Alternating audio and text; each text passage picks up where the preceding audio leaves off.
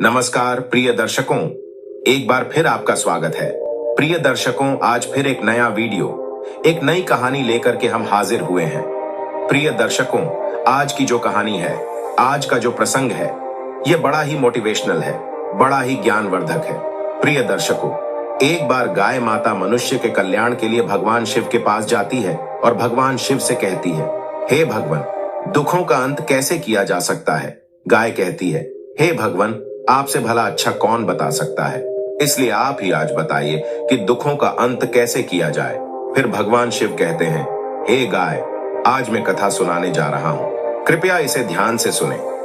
अगर आप ये कहानी सुन रहे हैं तो पूरा सुनिए। इस कथा को आधा अधूरा छोड़कर जाने की गलती मत करिएगा, क्योंकि इस पवित्र कथा को पूरा सुनने से मनचाहा फल की प्राप्ति होगी। इसलिए इस कथा को पूरा सुने। आप शिव भक्त हैं तो भोलेनाथ का अनादर न करें। एक बार संध्या के समय चंद्रपुर के राजा विक्रम सिंह जंगल से शिकार खेलकर अपने राज्य को वापस लौट रहे थे कि तभी रास्ते में उन्होंने देखा एक बालक जलती हुई चिता के पास खड़ा था। बालक को देखकर राजा अपने घोड़े से उतरे और बालक के नजदीक जाने लगे। जब राजा उस बालक के नजदीक पहुंचे तो बालक कह रहा था, मां, मैं तुम्हारी सौगंध खाकर कहता हूं, मैं एक दिन बहुत बड़ा आदमी बनकर तुम्हारे सपनों को पूरा करूंगा। राजा उसके बिल्कुल नजदीक पहुंच गए और पूछा, बेटा तुम कौन हो? बालक ने कुछ घबरा कर कहा, आप डरो नहीं, मैं चंद्रपुर का राजा हूं। अभी तुम अपनी मां की चिता के पास बहुत बड़ा आदमी बनने की सौगंध खा रहे थे। क्या मैं जान सकता हूं कि इस सुनसान जंगल में तुम अपनी मां की चिता के पास अकेले क्यों खड़े हो? तुम्हारे बाकी संबंधी और रिश्तेदार कहां हैं? महाराज, मेरी मां और मैं इस जंगल में अकेले ही रहते थे, लेकिन मेरी मां ने मरते समय मुझे बताया कि मेरे दादा बुलंद नगर के धनी सेठ करोड़ीमल थे। मेरी माँ और पिताजी का प्रेम विवाह हुआ था, और चूंकि मेरी माँ एक बहुत ही गरीब परिवार से थी, इसलिए मेरे दादाजी उन्हें पसंद नहीं करते थे। विवाह के कुछ दिनों बाद ही बगीचे में घूमते हुए मेरे पिताजी को सांप ने काट लिया और उनकी मृत्यु हो गई। इस पर मेरे दादा दादी ने मेरी माँ को अपशकुनी और मनहूस यह कहते हुए कि उनके आने से ही मेरे पिता की मृत्यु हो गई, उन्होंने मेरी माँ को घर से निकाल दिया। जब वह गर्भवती थी, उस समय वह जंगल में आई और यहाँ एक झोपड़ी बनाकर रहने लगी। यहीं मेरा जन्म भी हुआ। मेरी माँ ने मरते समय मुझसे कहा था कि मैं किसी तरह से गरीबी के जीवन से बाहर निकलूं और धनवान बनूं, योग्य बनूं। महाराज, ये शब्द कहते ही मेरी माँ के प्राण निकल गए। मेरी माँ के जीवित रहते हुए मैं उनसे बड़ा आदमी बनने का वादा नहीं कर पाया था, इसीलिए उनकी चिता के समीप खड़ा होकर इस समय बड़ा आदमी बनने की माँ की आत्मा से वादा कर रहा था। महाराज, ओ बेटा, बड़ी ही दुख भरी कहानी है तुम्हारी। इस वन में रहकर तुम बड़े आदमी कैसे बन सकते हो? अच्छा ये बताओ, हमारे साथ हमारे राज्य में चलना चाहोगे?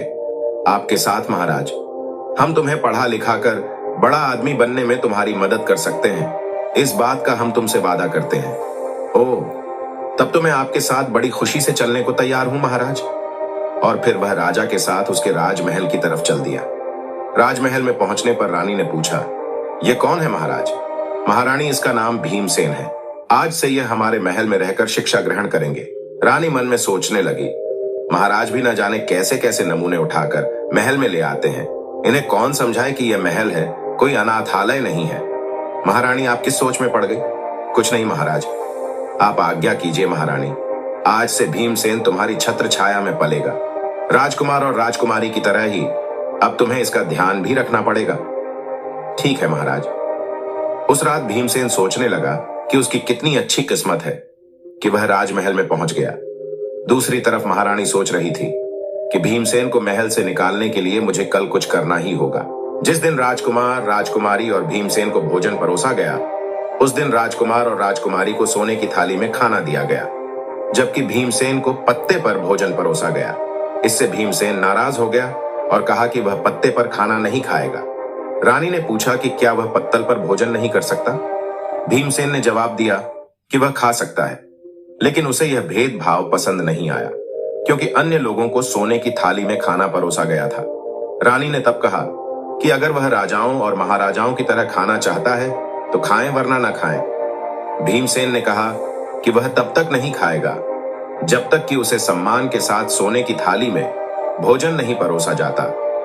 इससे नाराज होकर भीमसेन महल से चला गया और उसी जंगल की ओर लौट गया जहां से वह आया था। जब महाराज महल में आए और उन्हें पूरी घटना का पता चला। उन्होंने रानी से पूछा कि भीमसेन को सोने की थाली में भोजन क्यों नहीं परोसा गया। रानी ने कहा कि वह भीमसेन की परख करना चाहती थी, जिससे पता चला कि वह बहुत ही घमंडी और चतुर है। इसके सिवा उसके अंदर कोई भी विशेषता नहीं है। वह अपने जीवन में कुछ भी नहीं बन पाएगा। महारानी, बेशक उसे पत्ते पर भोजन परोसकर तुम उसकी परीक्षा लेना चाहती थी, परंतु तुमने यह ठीक नहीं किया। वह अभी बालक है, उसे अपमान महसूस हुआ होगा। कहीं वह महल से चला न जाए। महाराज, महल का सुख वैभव छोड़कर वह कैसे जा सकता है भला? राजा तुरंत भीमसेन को महल में ढूंढने लगे, परंतु वह उन्हें महल में नहीं मिला। भीमसेन अवश्य ही जंगल में अपनी झोपड़ी में चला गया होगा। मुझे तुरंत वहां जाकर उस बेसहारा बालक को वापस महल में लेकर आना चाहिए। राजा अपने घोड़े पर सवार होकर जंगल की तरफ निकल चले। इधर जब भीमसेन वापस जंगल में आ गया था, गंगा नदी के किनारे त्रिकूट नाम से एक विशाल वन था, जिसका कोई दूसरा छोर नहीं था। वहीं पर ब्रह्म ऋषि नाम का एक साधु रहते थे। वह बहुत ही करुणामयी थे। जब भी कोई यात्री उस तरफ से गुजरता, साधु महाराज उनसे निवेदन करते कि वे कुछ समय के लिए उनकी कुटिया में विश्राम करें और फिर यात्रा जारी रखें। यात्री उनके निवेदन को स्वीकार कर लेते और उनकी कुटिया में आराम करते। बाद में यात्री उन्हें प्रणाम करके अपने रास्ते निकल जाते। इस प्रकार साधु महाराज उस वन में गुजरने वाले यात्रियों की सेवा किया करते थे। इसी वन में भीमसेन नाम का एक डाकू भी रहता था। लूटपाट करना उसका पेशा था और जो भी यात्री उसे पैसा देने में हिचकिचाता, उसे भीमसेन बिना किसी झिझक के मार डालता था। इसी भय से लोग उस जंगल से गुजरने के लिए 100 बार सोचते थे, और अगर कोई बहादुरी से उस जंगल में प्रवेश करता भी तो डाकू भीमसेन उसे लूट लेता। इस तरह डाकू भीमसेन का खौफ आसपास के सभी गांवों में फैल गया था। एक दिन गांव के कुछ लोग एकत्र हुए और उन्होंने डाकू भीमसेन से मुक्ति पाने की योजना बनाई। एक व्यक्ति ने कहा, भीमसेन डाकू का आतंक दिन प्रतिदिन बढ़ता जा रहा है, हमें इससे कैसे निपटना चाहिए? एक ने कहा, भाइयों, संगठन में बहुत ही शक्ति होती है। यदि हम सब मिलकर उस पर धावा बोल दें तो कैसा रहेगा? इससे तो हम सहज ही उसे अपने कब्जे में ले लेंगे। तब हम उसकी गर्दन काटकर उसे मार देंगे। विचार तो तुम्हारा बहुत ही उत्तम है, तो फिर देर किस बात की? आज ही भीमसेन डाकू पर धावा बोल दिया जाए। उसी समय सभी लोग अस्त्र शस्त्रों से लैस होकर चित्रकूट जंगल की ओर चल पड़े। वन में पहुंचकर वो डाकू भीमसेन को ललकारने लगे। कहां छिपा हुआ डाकू? भीमसेन, बाहर निकल। देख, आज हमें तू लूट नहीं पाएगा।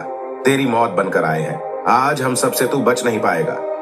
शिकार के फेर में झाड़ियों में छुपे डाकू भीमसेन ने जब देखा कि बहुत से लोग उसके खिलाफ बोल रहे हैं, तो वह अचानक चौंक गया।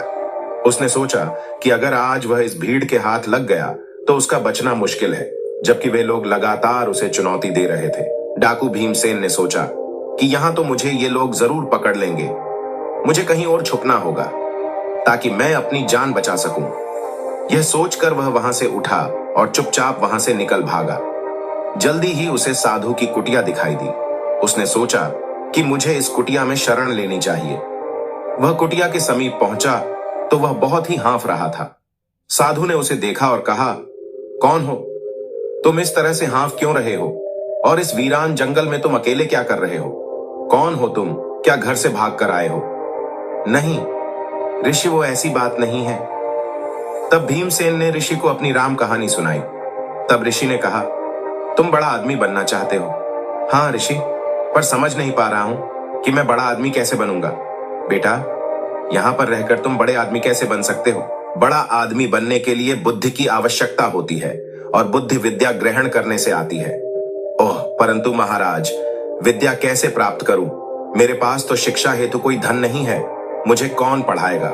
ऋषिवर ने कहा, बेटा, यदि तुम सच्चे दिल से शिक्षा प्राप्त करना चाहते हो तो मेरे आश्रम में रहकर तुम विद्या प्राप्त कर सकते हो। फिर भीमसेन ने किसी तरह से अपनी उखड़ी हुई सांसों पर काबू पाया और कहा, साधु बाबा, कुछ लोग मेरी हत्या करने के लिए वन में मुझे खोज रहे हैं। उनसे मेरी रक्षा कीजिए। जा, तू अंदर कुटिया में जाकर छिप जा। भीमसेन ने ऐसा ही किया और कुटिया के अंदर जाकर छिप गया। तभी भीमसेन को खोजते हुए लोगों की भीड़ कुटिया के पास आ पहुंची और साधु महात्मा से पूछने लगी, बाबा, क्या आपने यहां से किसी आदमी को गुजरते हुए देखा है?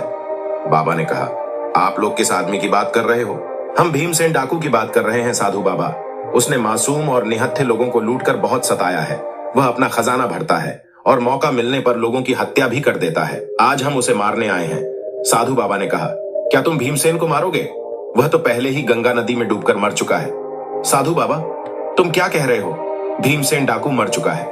हाँ भाइयों, मेरे कहे पर विश्वास करो और अपने घर वापस लौट जाओ। भीमसेन कुटिया के अंदर छिपा खिड़की से यह सब देख रहा था और सोच रहा था कि आज साधु बाबा की वजह से उसकी जान बच गई। लोग साधु बाबा का बहुत आदर करते थे।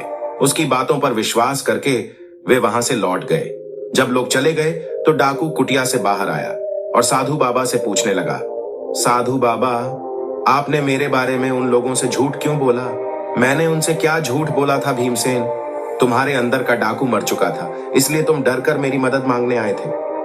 साधु बाबा, आपकी बात सच है।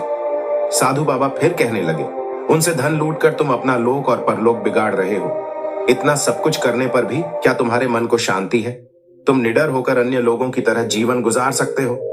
नहीं, हर समय तुम्हें यही डर बना रहता है कि कहीं कोई तुम्हें मार न दे। बोलो, सत्य है ना? हाँ साधु बाबा। फिर कुछ सोचकर भीमसेन डाकू ने साधु बाबा से कहा, साधु महाराज, आपकी बातों ने मेरी आंखें खोल दी हैं। मैं भी अन्य लोगों की तरह निडर होकर जीना चाहता हूं। आप मुझे कोई ऐसा उपाय बताइए जिसको करने से लोग मुझे भी आपकी तरह आदर सम्मान से देखें।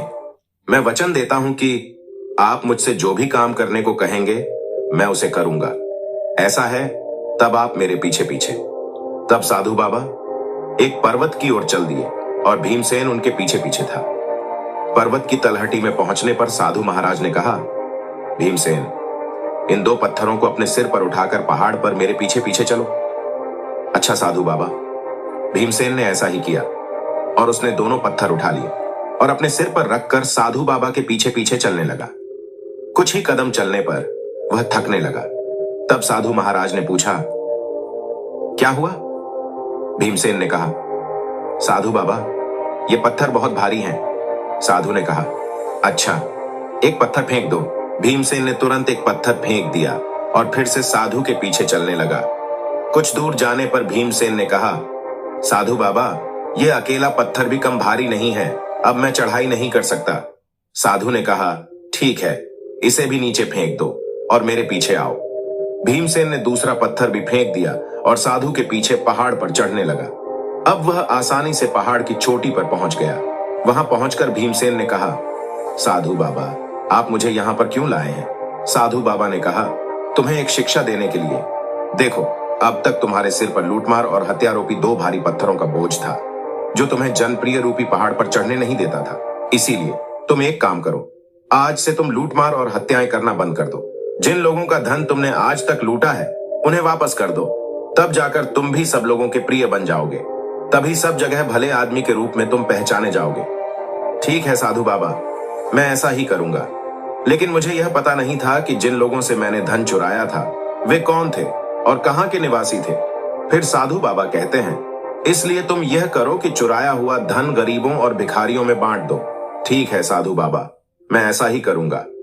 भीमसेन ने ऐसा ही किया और भेष बदलकर शहर में गया और अपने साथ लाए गए सारे धन को गरीबों और जरूरतमंदों में बांट दिया।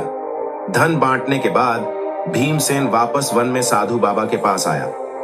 साधु बाबा, मुझे अपनी शरण में ले लो। मैंने अब तक कोई भी अच्छी बात नहीं सीखी है। मुझे अच्छी ज्ञान भरी बातें सिखाकर मेरे जन्म को सार्थक बना दो। साधु बाबा ने उसे अपना शिष्य बना लिया और कहा, भीमसेन, जहां तक हो सके हमेशा दूसरों की मदद करो, दूसरों की सहायता करो।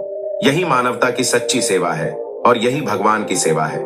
भीमसेन ने सच्चे दिल से साधु बाबा की सेवा की और साधु बाबा के सानिध्य में 5 वर्ष बिताए। इसी बीच साधु बाबा की कृपा से वह अत्यंत ही बुद्धिमान और सच्चे चरित्र वाला बन चुका था। तब एक दिन साधु बाबा ने भीमसेन से कहा, भीमसेन, आज तुम्हारी शिक्षा पूरी हुई है। भीमसेन ने कहा, पर मैं शिक्षा का मूल्य कैसे चुकाऊंगा? ऋषि ने उत्तर दिया, बेटा, शिक्षा का कोई मूल्य नहीं होता, यह तो अमूल्य है। भीमसेन ऋषि के साथ वहां रहकर उसने शिक्षा प्रारंभ की। साथ ही वह आश्रम के कामों में ऋषिवर की मदद भी करता था। वर्षों बीत गए और भीमसेन युवा हो गया। एक दिन ऋषि ने कहा, भीमसेन, आज तुम्हारी शिक्षा संपूर्ण होती है। मुझे गर्व है कि तुम मेरे सबसे योग्य और बुद्धिमान शिष्य हो। अपनी बुद्धि का प्रयोग कर तुम कठिनाइयों में भी सफलता प्राप्त कर सकोगे। यह मेरा आशीर्वाद है। अब तुम एक आदर्श पुरुष के रूप में परिवर्तित हो चुके हो। भीमसेन ने कहा, अब मुझे क्या करना है गुरुदेव?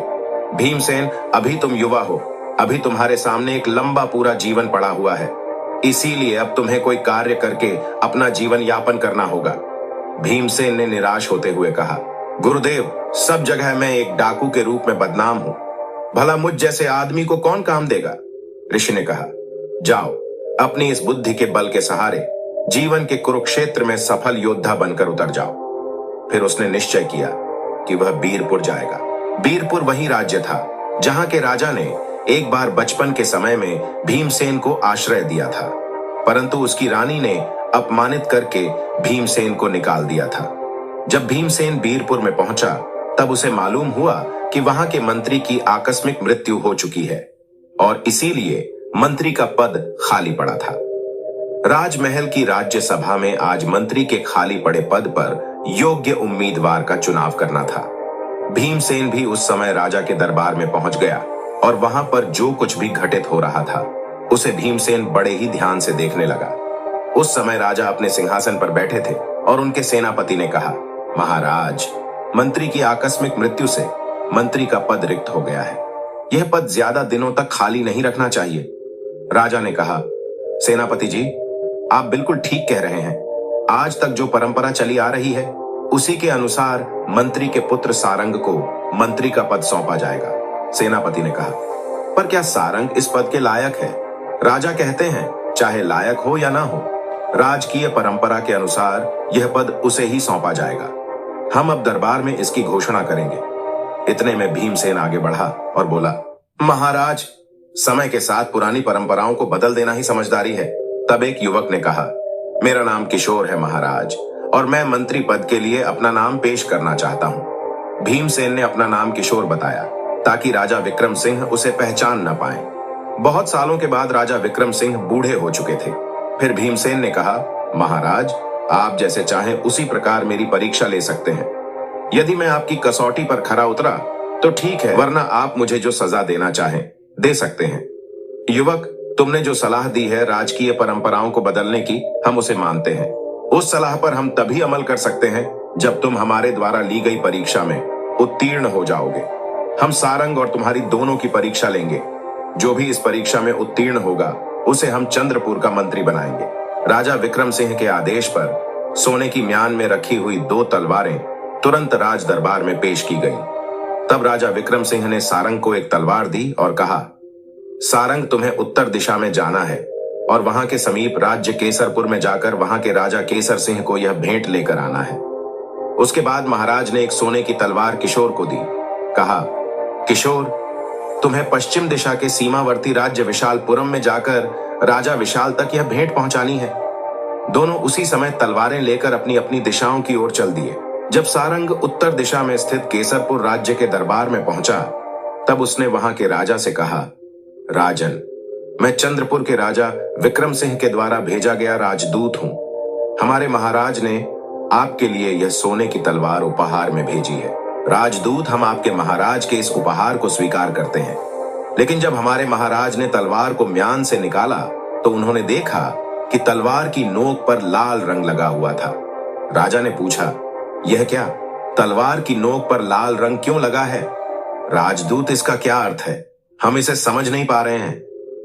तब सारंग ने मन ही मन सोचा, तलवार की नोक पर लगे इस लाल रंग का क्या मतलब हो सकता है? मैं इसका मतलब नहीं जानता। फिर भी इस समय राजा केसर सिंह के सवाल का उत्तर न देना ठीक नहीं होगा। यह सोचकर उसने कहा, हां राजन, लाल रंग का यही रहस्य है कि या तो आप हमारे राजा की तलवार की शक्ति स्वीकार कर लें, वरना हमारे महाराज की खूनी तलवार आपके राज्य में खून की नदियां बहाने से नहीं चूकेगी। यह बात आपको बता दें कि अब युद्ध भूमि में ही शीघ्र तलवार की धार का फैसला हो जाएगा। सेनापति जी, राजा विक्रम सिंह ने लाल रंग की तलवार भेजकर हमें चुनौती दी है। आप आज से ही सेना का संगठन शुरू कर दीजिए। हम बहुत जल्द बीरपुर पर आक्रमण करने की योजना बना रहे हैं। यह सुनकर महाराज सारंग घबराकर वहां से चले गए। वहीं दूसरी ओर जब भीमसेन विशालपुरम पहुंचा और वहां के राजा के सामने पेश हुआ तो राजा ने कहा, राजदूत, इस तलवार की नोक पर लगा लाल रंग हमें समझ नहीं आ रहा है, इसका क्या मतलब है? भीमसेन ने गहरी सोच में पड़ने के बाद कहा, महाराज, हमारे राजा आपका बहुत सम्मान करते हैं। ये तलवार उसी सम्मान का प्रतीक है। तलवार की नोक पर लाल रंग लगाने का मतलब है कि हमारा राजा और उसका राज्य आपकी मित्रता के लिए किसी भी हद तक जा सकते हैं। राजा ने खुश होकर कहा, बहुत अच्छी बात है। मैं आपके राजा की इस मित्रता की तलवार को स्वीकार करता हूँ और उनका हार्दिक धन्यवाद करता हूँ। मैं भी पूरी कोशिश करूंगा कि आपके राजा का सच्चा मित्र बनूं। मेरा तन मन हमेशा उनके लिए समर्पित रहेगा। इसके बाद राजा ने कहा, राजदूत, मैं आपके राजा को सेना की एक टुकड़ी और कुछ बहुमूल्य उपहार भेंट कर रहा हूं। भीमसेन ने धन्यवाद कहा और वह सेना की टुकड़ी और बहुमूल्य उपहारों के साथ बीरपुर की ओर चल पड़ा। इधर केसरपुर की सेना ने हरिनगर की ओर कूच कर दिया। सारंग यह दोनों ही बीरपुर में पहुंचे। तब राजा ने कहा, कहो सारंग, केसरपुर के राजा ने तुमसे क्या कहा? तलवार की नोक पर लगे हुए लाल रंग का तुमने उन्हें क्या अर्थ बतलाई? तब सारंग ने सारी बात उन्हें विस्तार से बता दी। ओह सारंग, यह तुम क्या कह रहे हो? केसर सिंह शीघ्र ही हमारे राज्य पर आक्रमण करने वाला है। जी महाराज। उसी समय एक गुप्तचर आया। महाराज, केसरपुर की विशाल सेना बीरपुर की तरफ बढ़े चले आ रही है। ओह, अब क्या होगा? इतनी शीघ्र तो हम अपनी सेना को संगठित भी नहीं कर सकते। तब वहां पर मौजूद भीमसेन ने कहा, महाराज, घबराइए नहीं। मैंने विशालपुरम के राजा को तलवार की नोक पर लगे हुए लाल रंग के विषय में जब जानकारी दी तो उन्होंने खुश होकर अपनी सेना की एक टुकड़ी मेरे साथ रवाना कर दी थी। वह टुकड़ी अब भी महल के बाहर खड़ी है। महाराज, चिंता करने से कुछ नहीं होगा। कृपया सेनापति जी को निर्देश दें कि वे केसर नगर की सेना से युद्ध करें। मैं अपने साथ लाई गई सेना के साथ केसरपुर पर हमला करूंगा। इस दोहरे हमले से केसरपुर की सेना सामना नहीं कर पाएगी और इस परिस्थिति में विजय हमारी होगी, जैसा कि भीमसेन ने सोचा था। युद्ध में विजय प्राप्त होने के बाद महाराज विक्रम सिंह ने सारंग और भीमसेन को महल में बुलाया। महाराज ने कहा, भीमसेन, तुम्हारी वजह से हम जीत सके हैं। हम तुम्हें मंत्री के पद पर नियुक्त करते हैं। सारंग ने उत्तर दिया, महाराज, यह तो मेरे साथ अन्याय है। मैंने तुम दोनों को एक सी भेंट देकर दोनों राजाओं को देने के लिए कहा था, किंतु तुम दोनों ने अपनी अपनी बुद्धि से उन भेंटों का अलग अलग अर्थ निकाला। किशोर ने बुद्धिमानी और दूरदर्शिता से काम लिया, जबकि सारंग, तुमने अपनी मूर्खता से केसरपुर के राजा को सदैव के लिए हमारा शत्रु बना दिया। अब बताओ, हम तुम्हें बीरपुर का मंत्री बनाएं? किशोर को? सारंग ने कोई जवाब न दिया और सिर झुकाकर चुपचाप दरबार से निकल गया। तब महाराज ने घोषणा की, हम किशोर को चंद्रपुर का नया मंत्री बनाते हैं। इसके बाद उसी रात को किशोर के मंत्री बनने के सम्मान में उसे राजमहल में भोजन के लिए आमंत्रित किया गया। तब महारानी ने स्वयं अपने हाथों से किशोर को भोजन परोसा। मंत्री बने हुए किशोर ने कहा, क्षमा करें महाराज, मैं भोजन चांदी की थाली की अपेक्षा सोने की थाली में करना पसंद करूंगा। ठीक है, हम उसका भी प्रबंध किए देते हैं। जब भीमसेन को सोने की थाली में भोजन परोसा गया तो उसने कहा, देखिए महारानी जी, वह दिन आ ही गया जिसके बारे में आपने कभी मना किया था। महारानी ने पूछा, आप क्या कह रहे हैं मंत्री जी? मंत्री ने उत्तर दिया, महारानी जी, याद कीजिए कि आज से 15 वर्ष पहले आपने भीमसेन नामक बालक को पत्ते पर भोजन परोसा था। महारानी बोली, ओह हाँ, याद आया। उस दृढ़ बालक ने तब उस भोजन को खाने से मना कर दिया था और कहा था कि वह तभी इस महल में भोजन करेगा जब उसे सोने की थाली में भोजन परोसा जाएगा। महारानी ने पूछा, लेकिन आपको यह बातें कैसे पता हैं? भीमसेन ने उत्तर दिया, मैं वही बालक भीमसेन हूं महारानी जी। तब राजा विक्रम सिंह ने महारानी से कहा, देखो महारानी जी, जिस बालक को आपने अहंकारी समझा था वह आज इस राज्य का मंत्री है। मंत्री ने कहा, राजन, यदि महारानी जी ने मुझे उस समय तिरस्कृत नहीं किया होता तो शायद मेरे मन में ऊंचाइयों को छूने की तीव्र इच्छा नहीं जगती। मैं तो महारानी जी का एहसानमंद हूं, यह तो आपकी विनम्रता है। इस तरह से मंत्री ने कुशलता पूर्वक मंत्री का पद संभाला। फिर एक दिन राजा विक्रम सिंह ने भीमसेन को एक पत्र दिया और कहा, तुम ऊधमपुर राज्य जाओ और वहां के राज्य में चोरी चपाटी काफी बढ़ गई है। कृपया तुम जाकर अपने विवेक से उस राज्य को चोरों से मुक्त कराओ, क्योंकि वहां का राजा ने मुझे पत्र लिखकर भेजा है सहायता के लिए। फिर भीमसेन ने ऊधमपुर की दिशा की ओर चल पड़ा और एक दिन और एक रात चलकर वहां पहुंच गया। वह राजा शशिकांत सिंह के पास पहुंचा और बोला, राजा विक्रम सिंह ने आपके नाम यह पत्र भेजा है। राजा ने पूछा, तो राजा विक्रम सिंह जी ने मदद के लिए तुम्हें भेज दिया है? भीमसेन से पत्र लेकर। फिर राजा ने वह पत्र पढ़ा जिसमें लिखा था, यह पत्र लेकर जो व्यक्ति आपके पास आ रहा है वह 5 वर्ष से मेरे पास मंत्री के पद पर है। मेरे साथ 5 वर्ष बिताने के बाद अब उसका मन पूरी तरह से साफ हो गया है और मेरी शिक्षा से उसकी बुद्धि तीव्र हो गई है। इसीलिए मैं चाहता हूं कि आप इसे अपना विशेष सलाहकार नियुक्त कर लें। आपका हितैषी राजा विक्रम सिंह। पत्र पढ़ने के बाद राजा सोचने लगे, यह आदमी एक समय कुख्यात डाकू रहा है और फिर एक राज्य में मंत्री रहा है। क्या इसे विशेष सलाहकार जैसे महत्वपूर्ण पद पर नियुक्त करना ठीक रहेगा? परंतु तभी उनके दिमाग में दूसरा विचार आया। पूर्व में चाहे यह आदमी कुछ भी रहा हो, परंतु जब राजा विक्रम सिंह जैसे अनुभवी राजा ने बताया है तो निश्चय ही यह उपयोगी होगा। मन में यह विचार आते ही उन्होंने भीमसेन से कहा, तुम्हारा क्या नाम है? जी महाराज, मेरा नाम भीमसेन है। भीमसेन, आज से हम तुम्हें अपना विशेष सलाहकार नियुक्त करते हैं। ओह महाराज, तब तो मैं बड़ा ही सौभाग्यशाली हूं। उस दिन राजा शशिकांत सिंह भीमसेन के साथ राज दरबार में पहुंचे और उनसे कहा, भीमसेन, आज से तुम यहीं पर बैठा करोगे। हे महाराज, भीमसेन ने अभी अपना स्थान ग्रहण किया था कि तुरंत ही कुछ लोग अपनी शिकायत लेकर दरबार में आए। उनमें 3 पुरुष और एक वृद्ध महिला थे। एक पुरुष ने आगे बढ़कर महाराज से कहा, महाराज, इस बूढ़ी महिला ने हमारा सारा धन हड़प लिया है। कृपया न्याय करें और हमें हमारा धन वापस दिलवाइए। महाराज ने कहा, पहले हमें सभी विवरण बताओ, तब हम कोई निर्णय ले पाएंगे। इस पर वृद्ध महिला ने आगे बढ़कर कहा, महाराज, ये तीनों झूठ बोल रहे हैं। मैं शुरू से ही आपको पूरी बात बताऊंगी। और उसने अपनी कहानी सुनाना शुरू किया। महाराज, ये 4 व्यापारी आपके राज्य में व्यापार करने आए थे और यहां उन्होंने भारी मुनाफा कमाया, जिससे उनके पास काफी धन इकट्ठा हो गया। फिर बुढ़िया ने कहानी सुनाते हुए बताया कि एक दिन ये 4 लोग अपना संपूर्ण धन लेकर उसके पास आए। उन्होंने कहा, बुढ़िया माँ, हम इस राज्य में नए हैं और हमारे पास काफी धन है। कृपया हमारे धन की रक्षा करो। बुढ़िया ने पूछा, मैं रक्षा कैसे करूं? हम तुम्हारे घर के आंगन में धन गाड़ देंगे और जिस दिन हम चारों एक साथ आकर अपना धन मांगे, उस दिन तुम हमें धन वापस कर देना। अगर हम में से कोई एक आकर धन मांगे तो उसे मत देना। यह तो बहुत सरल है, पर मेरे लिए क्या है? व्यापारियों ने कहा, बूढ़ी मां, इसके बदले में हम भी तुम्हें धन देंगे। बुढ़िया ने तब कहा, तब मुझे तुम्हारी बात मंजूर है। उन्होंने घर में गड्ढा खोदा, 2 बड़ी पोटलियां धन से भरी और उसे वहां रखकर मिट्टी से ढक दिया। फिर वह चारों बोले, बूढ़ी मां, हम हर शाम को यहां भोजन करने आया करेंगे। बुढ़िया ने कहा, बड़े शौक से बेटो।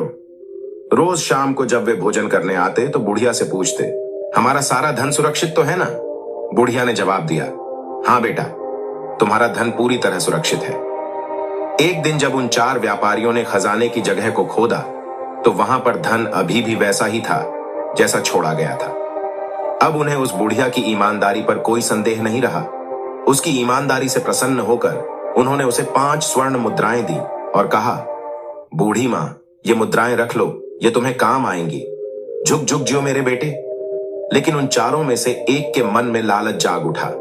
उसने सोचा कि यदि वह बूढ़ी मां को धोखा देकर सारा धन हड़प ले तो उसकी जिंदगी बिना किसी मेहनत के आराम से गुजरेगी। एक दिन जब वे चारों व्यापारी घर के बाहर एक पेड़ के नीचे चौपड़ खेल रहे थे, तभी उनमें से एक ने दूसरे से कहा, तुम बूढ़ी मां से जाकर कह दो कि वह जल्दी से खाना बना दे, बहुत भूख लग रही है। ठीक है, मैं अभी जाता हूं। और घर की ओर चल दिया। वह सोच रहा था कि यह सबसे अच्छा मौका है जब उसके साथी बाहर व्यस्त हैं और वह अकेले धन को हड़प सकता है। घर के अंदर पहुंचकर उसने बूढ़ी मां से कहा, बूढ़ी मां, हमें इस वक्त सारे धन की आवश्यकता है। मेरे साथियों ने धन लाने के लिए मुझे भेजा है। सारे धन की एक साथ तुम लोगों को इस समय क्या आवश्यकता आ पड़ी? बूढ़ी मां कहती हैं, मेरी बात पर तुम्हें यकीन नहीं हो रहा तो तुम बाहर जाकर मेरे साथियों से पूछ लो। तब बुढ़िया घर के दरवाजे पर आई और बाहर बैठकर चौपड़ खेल रहे व्यापारियों से बोली, तुमने जयंत से जो कहा है, क्या वह ठीक है? हाँ बूढ़ी मां, ठीक है, परंतु जरा जल्दी कर दो। तब बुढ़िया घर के अंदर आई और बोली, तुम्हारे साथी भी तुम्हारी बात का समर्थन कर रहे हैं, इसीलिए गड्ढे को खोदकर तुम अपना धन ले जा सकते हो। अच्छा बूढ़ी मां, वह व्यक्ति मन ही मन में सोच रहा था कि मेरी चाल कामयाब हो गई। वह व्यक्ति फटाफट खड्डा खोदने में जुट गया। बड़ी ही तेजी के साथ उसने सारा खड्डा खोद लिया और धन के 2 बड़े बड़े थैले निकालकर बाहर रख दिए और बूढ़ी मां से बोला, बूढ़ी मां, तुम जरा एक लोटा पानी ला दो, मुझे बड़ी ही प्यास लग रही है। अभी लाई बेटा।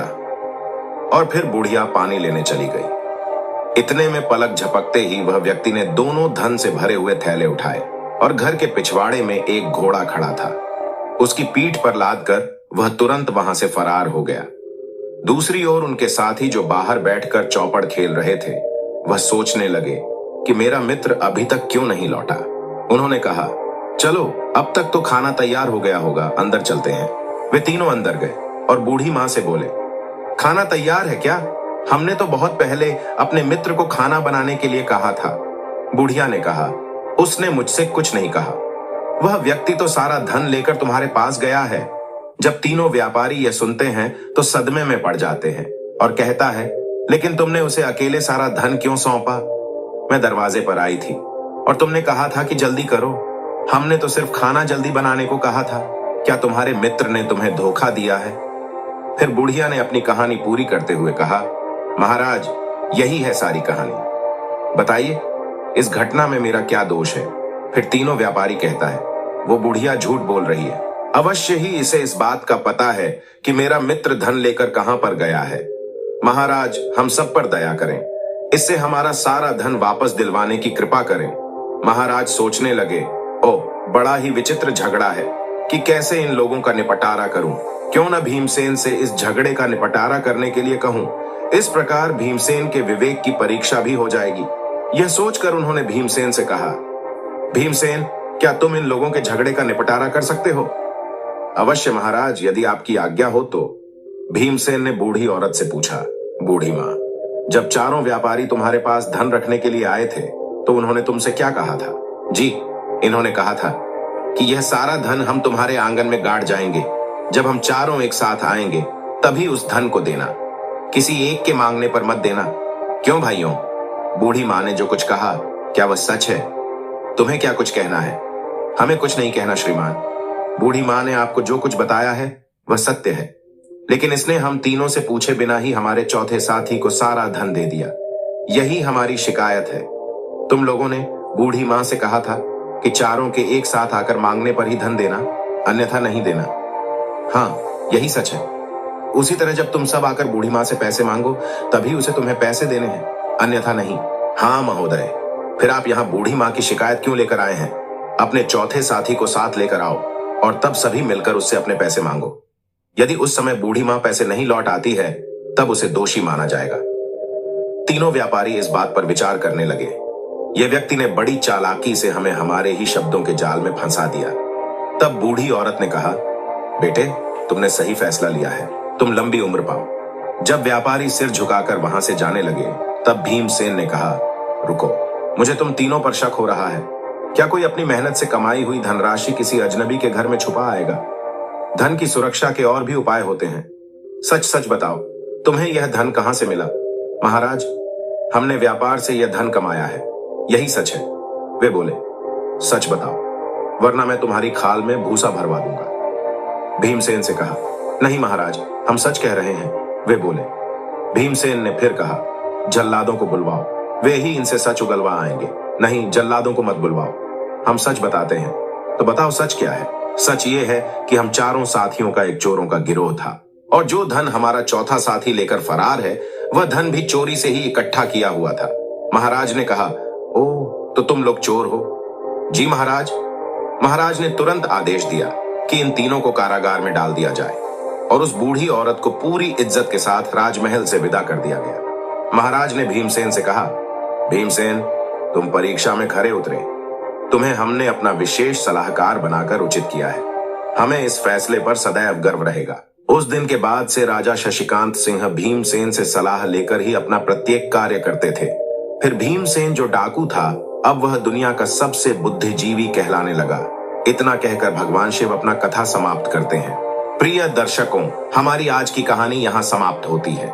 हम उम्मीद करते हैं कि आपको हमारी आज की यह कहानी, आज का यह वीडियो पसंद आया होगा और आप इससे ढेर सारी प्रेरणा लेंगे।